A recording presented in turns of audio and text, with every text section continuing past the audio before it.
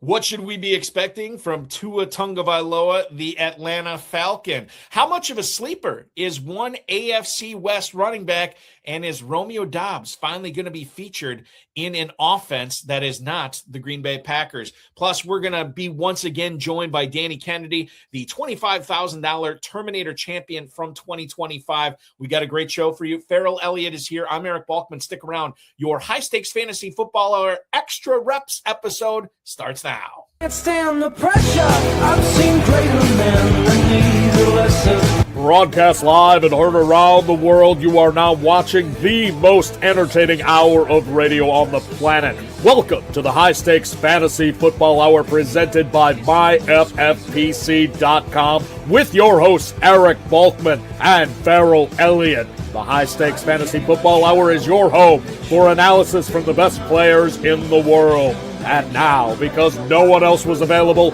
here are Eric Balkman and Ferrell Elliott. Solace in the scripture. Are we not all our father's sons? I became a man, nobody ever told me what a man was.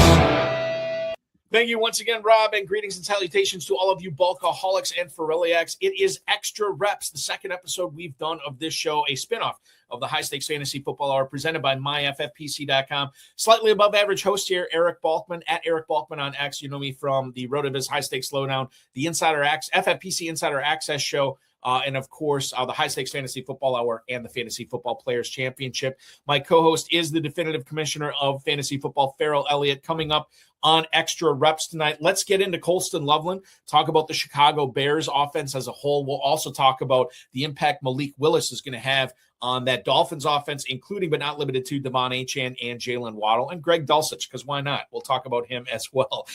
If you are looking to put this advice to good use, check out the FFPC. We have Dynasty and Empire Orphans available right now for as little as $1. Many of those teams, if they're not a dollar, they've been discounted quite a bit. Pick them up right now at myffpc.com and play fantasy football all year round. If you want to get in on our first tournaments of the year, we have the Never Too Early Best Ball Tournament, the Never Too Early Superflex Best Ball Tournament, a $125 entry into the Never Too Early. That gets you eligible for a $40,000 grand prize. The Superflex version has a $10,000 grand prize, and it only costs $35 to get in. But get in now is what you should do, because once the NFL draft starts, those drafts end. We put a pin in them. They're done for the season. So get in now before they fill up and before the NFL draft starts. The FFPC Big Gorilla is back for its second year. $1 million grand prize once again. $350 entry fee once again. $50 discount on every third team you pick up. The 7 Bananas promo, as well as the early Rampage tournament going on right now. The early Rampage tournament features a $25,000 grand prize. If you're in one of the first 200 leagues in the Big Gorilla, you're automatically in the early Rampage as well. So you can win 2 tournaments for the price of 1 entry fee. Baby Gorilla available for the first time ever this year as well. A $100,000 grand prize at a $125 entry fee. Who's got it better than you? Nobody. MyFFPC.com is where to go. MyFFPC.com.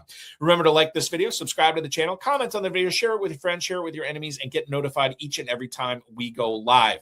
Want to bring in 2 gentlemen that are going to help me with the proceedings tonight. One is Ferrell Elliott, the definitive commissioner of fantasy football over at KFFSC.com. The other is $25,000 richer as of last season. That was his grand prize for winning the FFPC Terminator Tournament.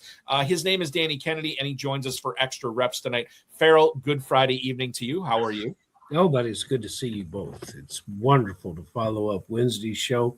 We're going to find a tight end that Dan likes. Yes. We're going to keep him up late, and we're going to just go on out there and get some players. And in addition to some of the things we want to talk tonight, and I'll wait and see if some of your emails, Balky, might bring it up. But I think what the Commanders are doing is quite vexing for fantasy players that thought some of the young players could be moving up with opportunities like the tight end and the running back Ja'Cory Merritt. The first topic I'm going to bring up tonight to you, Danny, we'll bring this up to you first. You mentioned on Wednesday night you were watching Week 17 down in Florida with family. What part of Florida were you at?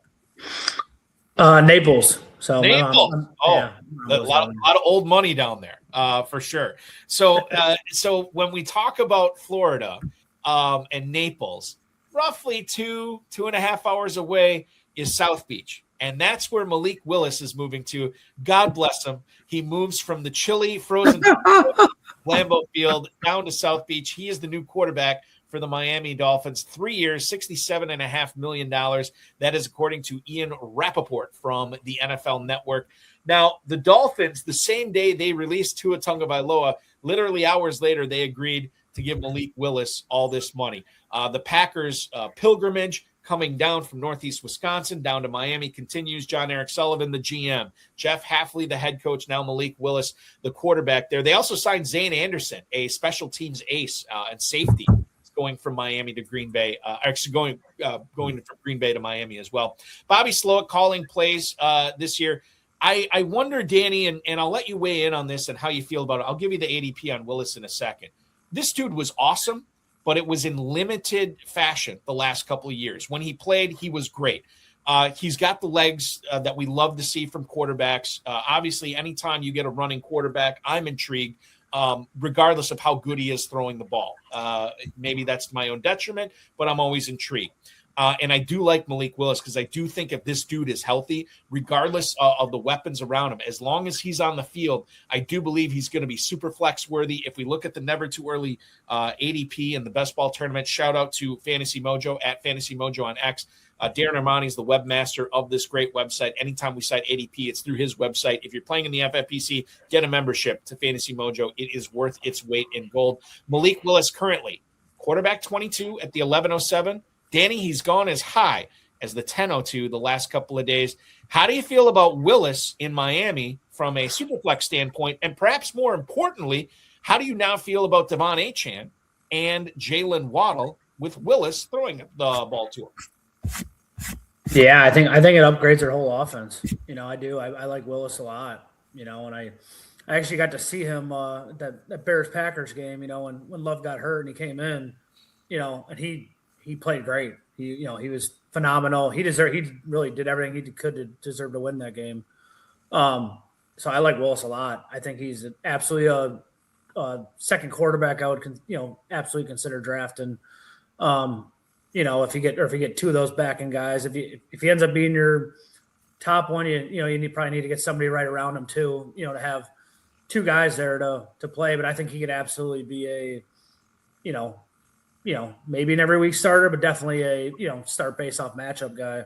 And, and I think Devon Achane is absolutely a running back one. And I think Waddle's going to surprise people too with, the way how he plays as well. So yeah, I'm all for Willis this year. I think that, I don't like to use the term league winner ever, but especially in March, I don't want to use the term league winner.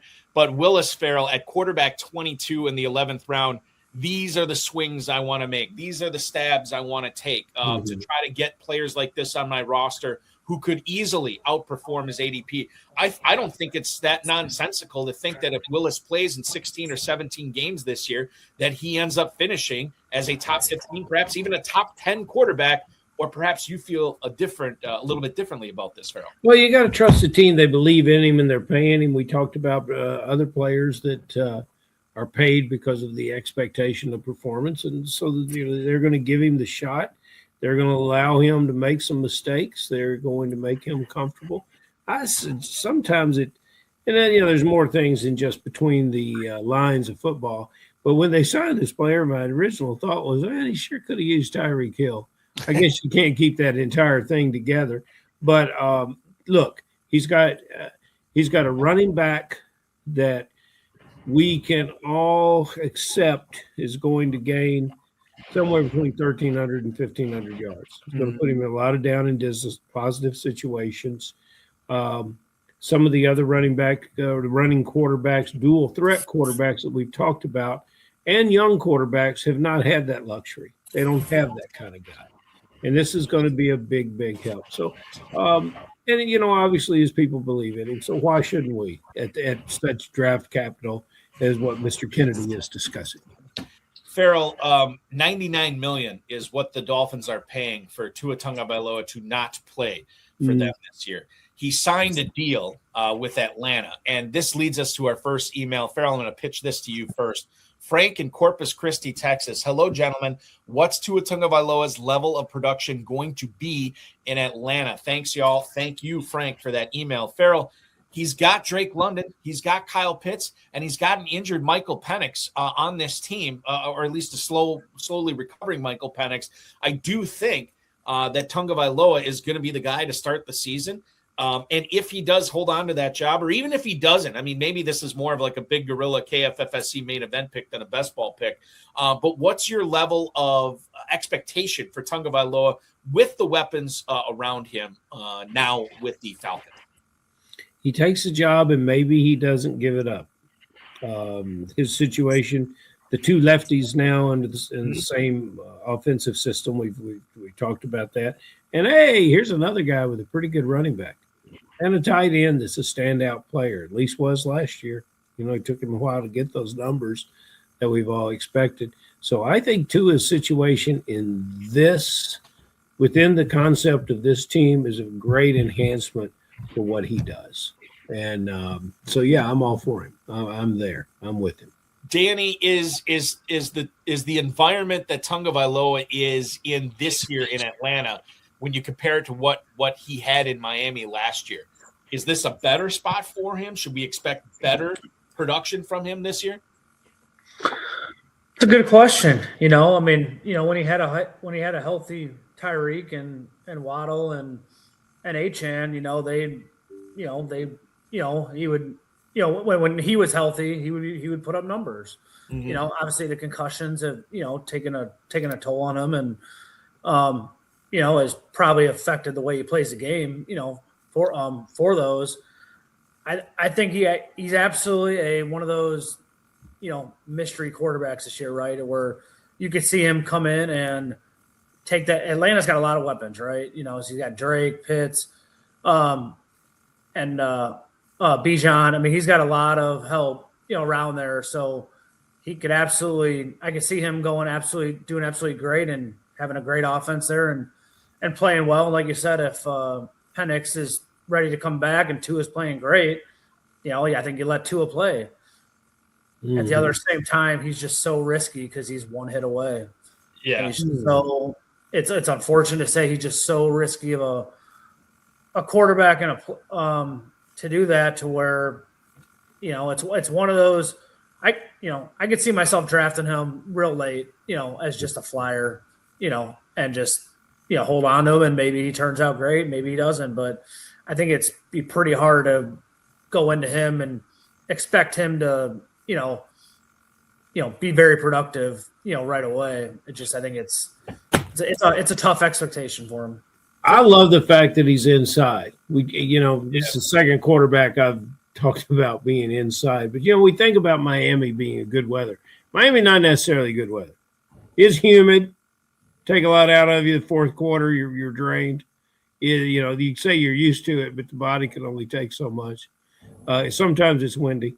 Oftentimes it's raining. Mm-hmm. He's going to get in a place with a controlled environment with a passing offense that is drawn up and designed for him to, particularly for him to be successful. They will play to his strengths.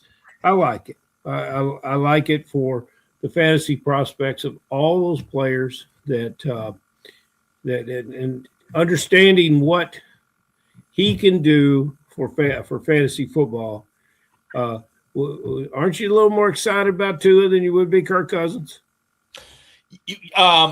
Yes, I am. And I also like the idea of the Falcons going out and adding Olamide Zaccheaus and Jahan Dotson, more help for Tagovailoa. Brad Cruz's favorite player, I think, is because he was the first guy that could pronounce it properly.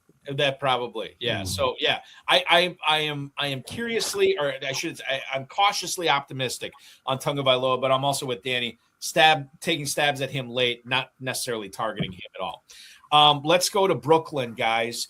This is Andrew who writes in, hey, fellas, and I'll pitch this to you, Danny, first. How much of a sleeper is J.K. Dobbins now that he's back in Denver? Thank you, Andrew in Brooklyn, for your email. So let's kind of unpack this, and I'll set this up this way. We knew that R.J. Harvey was going to have a running mate in Denver again this year, much in the same way we knew he was going to have a running mate after Denver drafted him last year. If this is a 2-year deal, $20 million. The Broncos are paying J.K. Dobbins $10 million this year to play running back for the Broncos. I think it really surprised me how the investment into Dobbins, knowing how much time he's missed over the years with injury. And I think this is kind of a detriment to RJ Harvey, almost relegating him to like kind of a quasi third down guy. I think they want it to be Dobbins. I think they want Dobbins out there every first and second down that they can. Danny, I'm very bullish on this player. And quite frankly, I'm less excited about RJ Harvey when I saw the numbers on this deal for Dobbins. Same thing. When I saw that $10 million a year, I'm just like, you're paying a running back $10 million a year. You're expecting him to be running back one, and Dobbins obviously has proven he can catch the ball out of the backfield and proven he's versatile too, to where certainly they're going to give him the first, second down starts.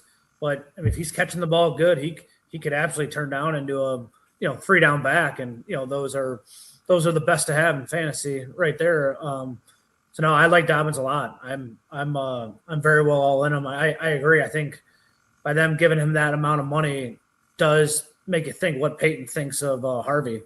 Yeah, he could do a lot. He could do a great deal with 215 carries, and Harvey still play for 150 carries, maybe.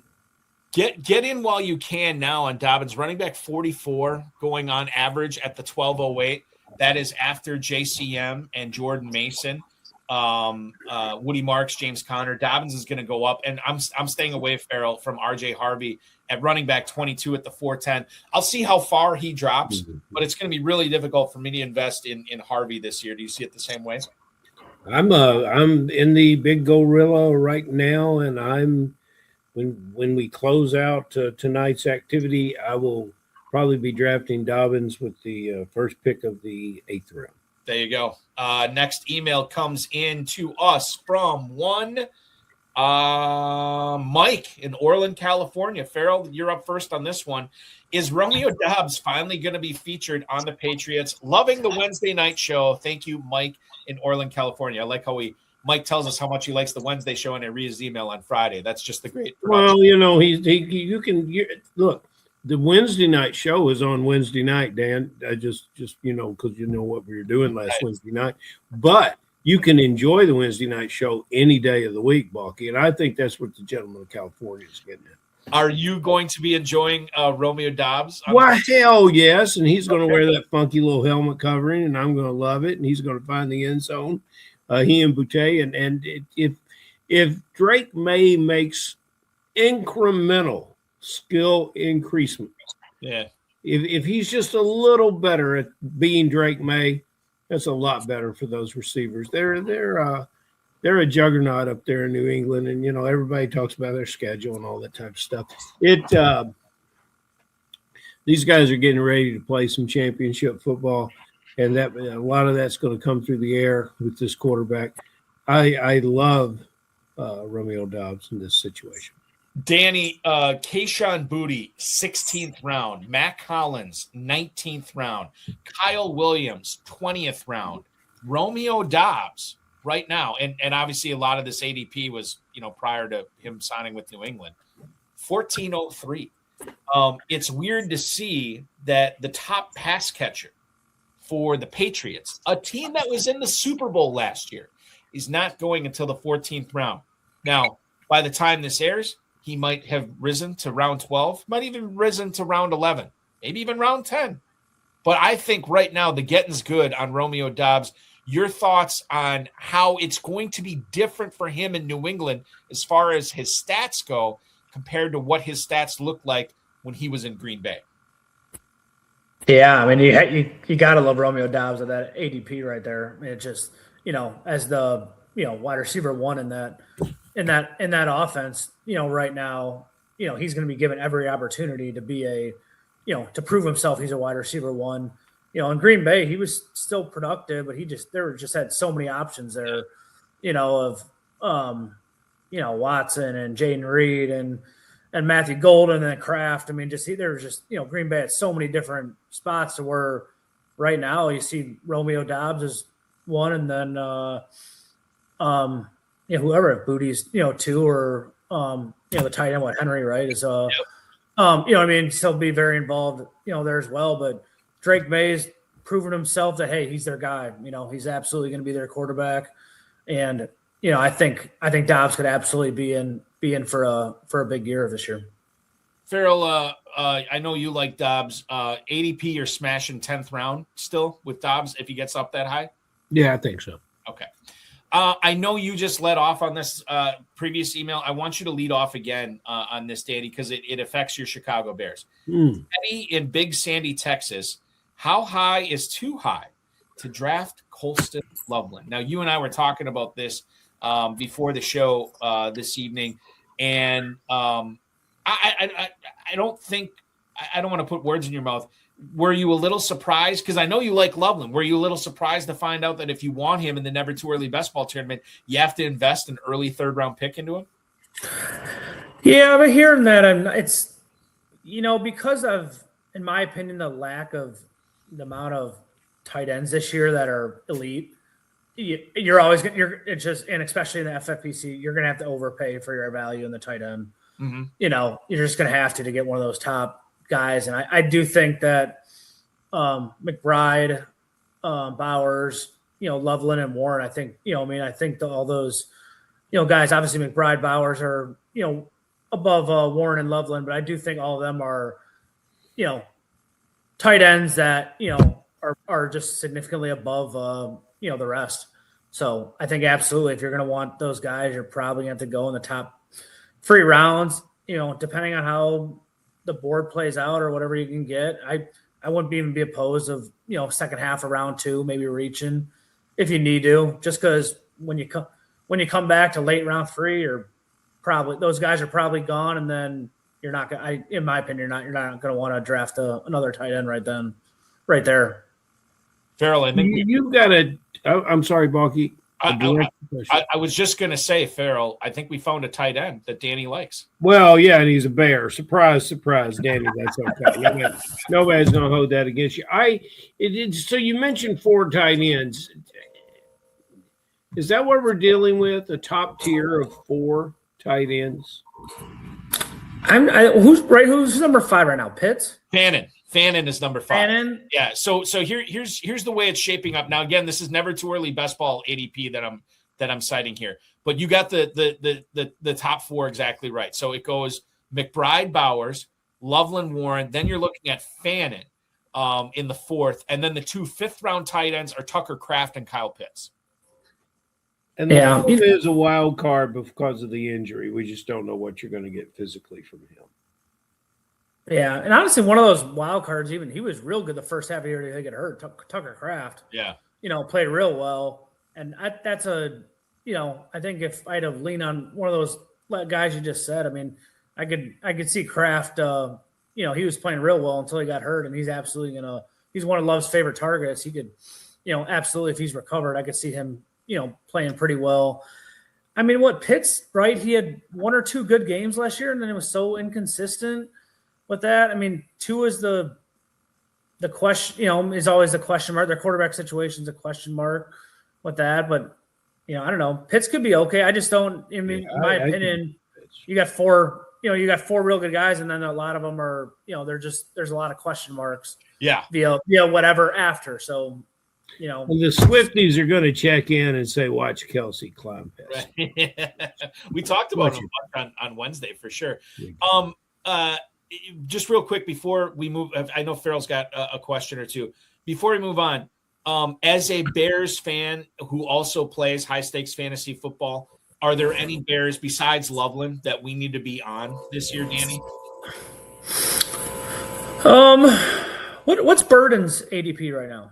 Yeah, so if I look at if again, the Never Too Early ADP Best Ball Tournament is what we're citing here from Fantasy Mojo. Luther Burden currently is wide receiver 22, and he's going to cost you the 506, so a mid-5th round pick for Burden. Yeah, that'd be That'd be kind of tough right there too. Just because are we drafting him at his ceiling at that spot? Do you think? I think because I think right now, if assuming Loveland and Rome are both, Dunes are both healthy, Burden's probably option 3 there. Yeah. And that's tough to draft option 3 in round 5, right? So, but one of those guys, like, obviously Caleb's gonna get, he's gonna have to, those are gonna be his 3 main guys. So they certainly could produce. I think Rome, produced early in the season, then kind of got hurt and kind of fell off later in the year too. So the 2 wide receivers, in my opinion, are. I think you're going to hit on one and miss on another, and I'm not sure which one it's going to be. Yes, exactly. So it's just, but the safe, obviously Loveland's the best, safest play. Okay. Danny, you haven't talked a whole lot about rookies tonight, especially at the tight end position. We've got a speed tight end, and Bob Balky will help me with the pronunciation eventually. Which one are you looking for? The speed tight end, the guy that Oregon? Yes. Kenyon Sadiq. Yeah, and then here's a player. I think what we've got to do is be careful not to draft last year's team, and but I think your Bears are very much an improving team, and every player that you brought up, I think you're spot on. You haven't talked about Monongai tonight, and that might be my favorite ascending Bear. I had a favorite ascending running back over with the Commanders. That would be Bill Merritt, who I was impressed with his skills, and I was looking forward to seeing him get a bigger workload this year.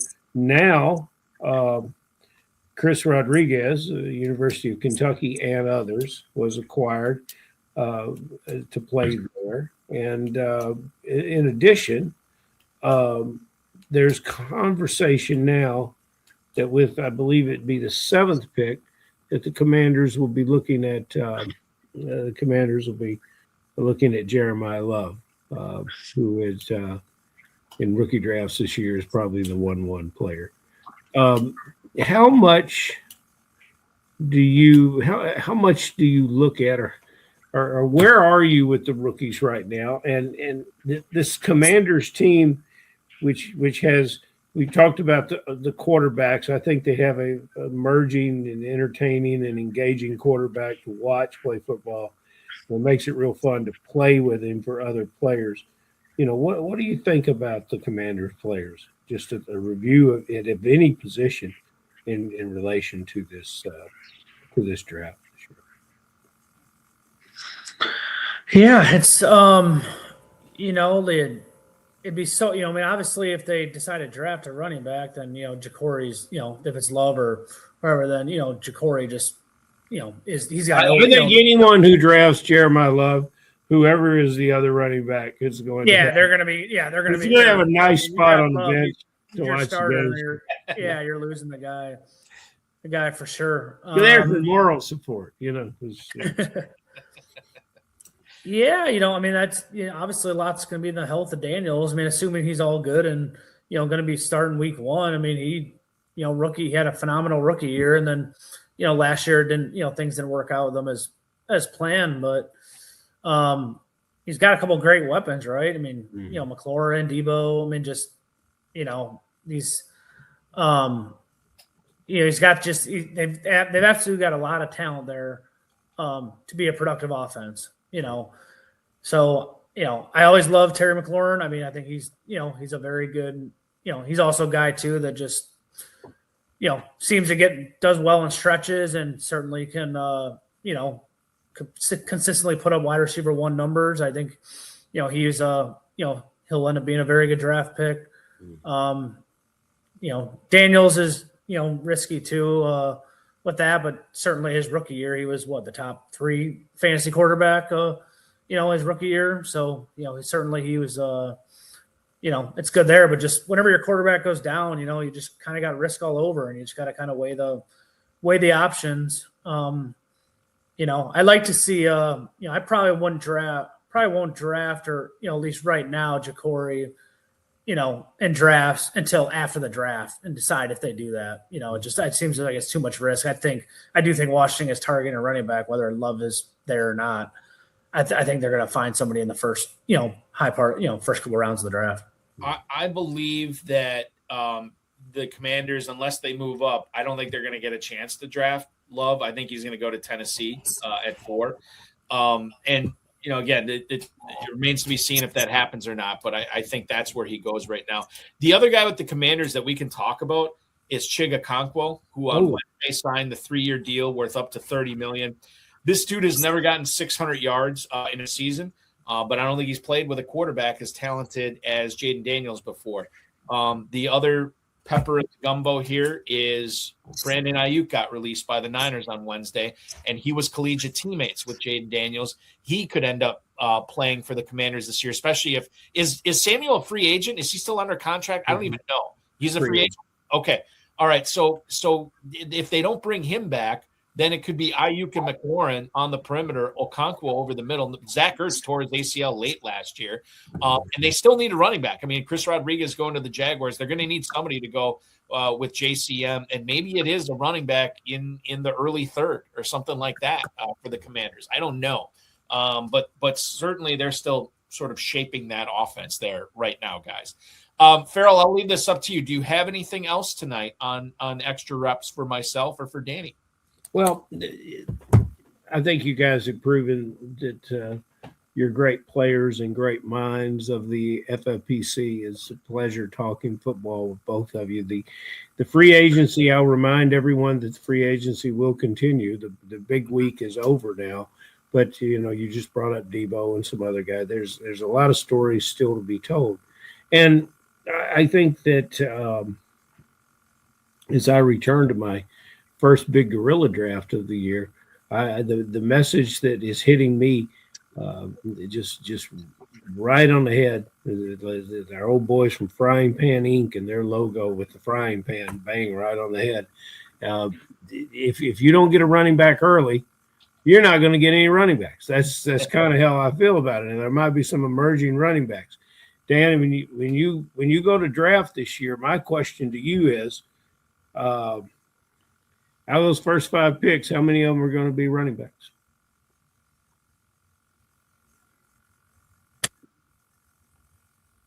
He's thinking, Balky. Yeah. He's thinking. Cue the Jeopardy music. I mean, honestly, maybe I would say 1, max 2. Okay. 1, max 2. If you do get the second one, because I just think if you don't get certainly if you don't get a tight end early, it's just then you're taking a significant hit right there. Obviously with this full PPR and everything, all the tight end premium, wide receivers and tight ends, go a little bit above average, than running backs.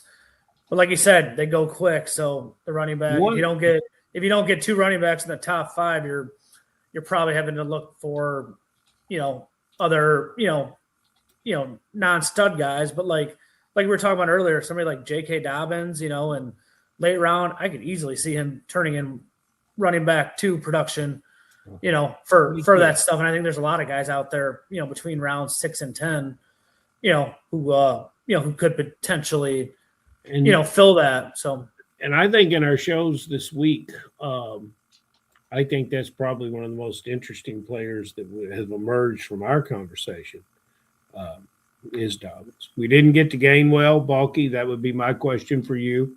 What's Gainwell going to do now down at Tampa? Well, I'll just tell you this. I think he does what he's done everywhere. It's catching the ball, especially coming off the season he had in Pittsburgh. I think this makes me less likely to draft Bucky Irving at a premium, whether he falls now, because of the perceived pass catching chops, or not chops, pass catching opportunities go away. They won't go away completely, but if you want Irving, he's running back 14 at the 304. I would imagine he falls a little bit in if he slips into the late third, early fourth. Okay, we can talk, but I don't think I'm going to have Irving on a whole lot of my teams this year. Gainwell has gone as high, guys, since the signing as the 901. Now, I think that's a little too rich for my blood, but double-digit rounds, yeah, for Gainwell, especially in managed leagues too, where I can stick him in know I can count on, 4 or 5 catches a week, and sometimes I'll get those 7, 8 catches. It's certainly very exciting for Gainwell, and I didn't think I'd ever say that in 2026, but I am excited to have Gainwell on as my running back 4, maybe a running back 5 as well. So you're calling for the March Madness Etienne and Irving flip.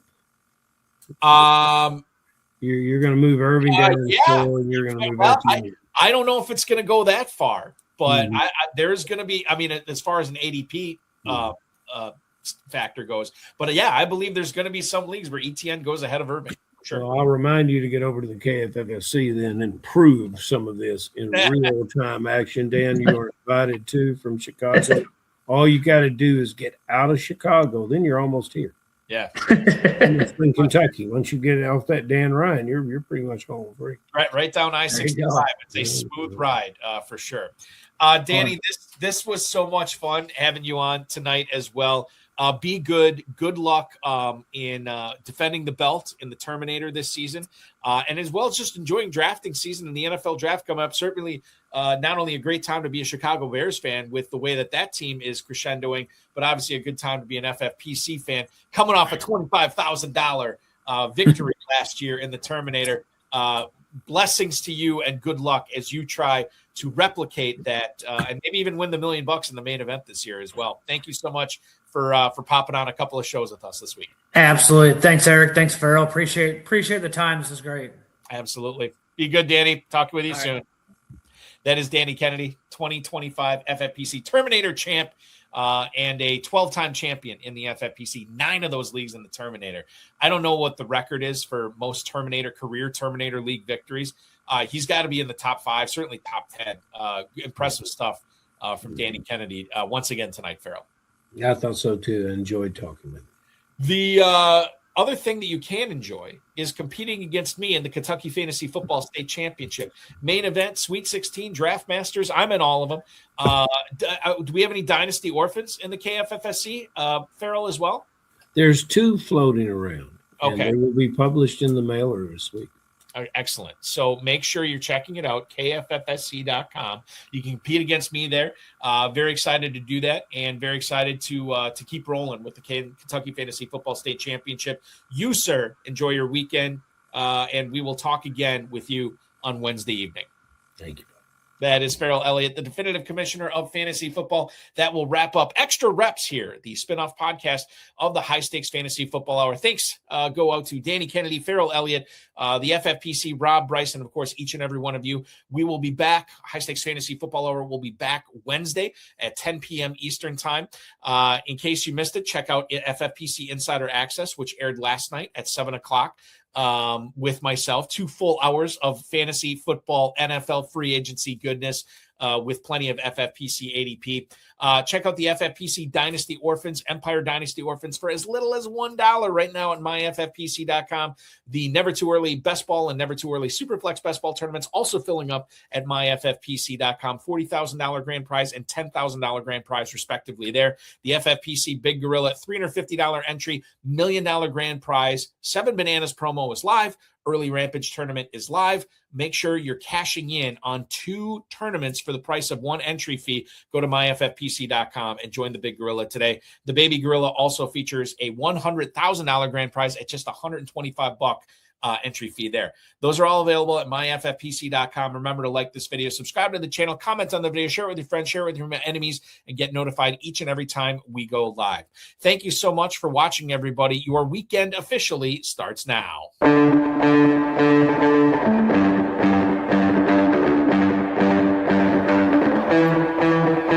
This has been another episode of the High Stakes Fantasy Football Hour presented by myffpc.com. It was broadcast live and was watched around the world. Balky and Ferrell will be back next week with more analysis, more interviews, and more advice from guests much smarter than they are. Thanks for watching, and we'll talk with you again next week. Should also mention, except for the first Tuesday of every month when we will have the RotoViz High Stakes Lowdown, you can expect fresh content on our YouTube channel as well as Facebook and X. It is High Stakes Fantasy Football Hour, 10 p.m. on Wednesdays. FFPC Insider Access, 7 o'clock Thursdays.